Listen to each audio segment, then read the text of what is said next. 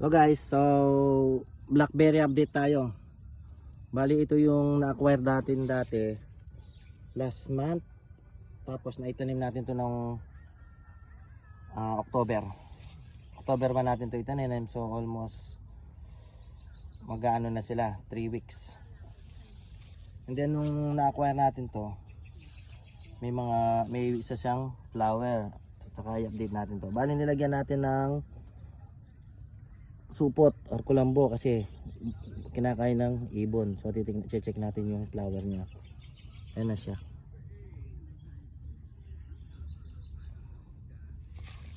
So ito yung blackberry.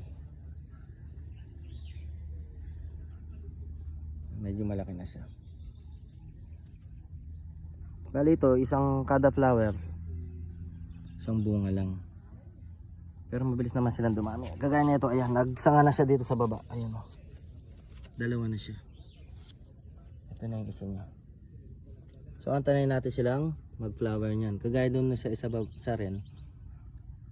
Mas mabilis na tayo magpakapagparami niyan.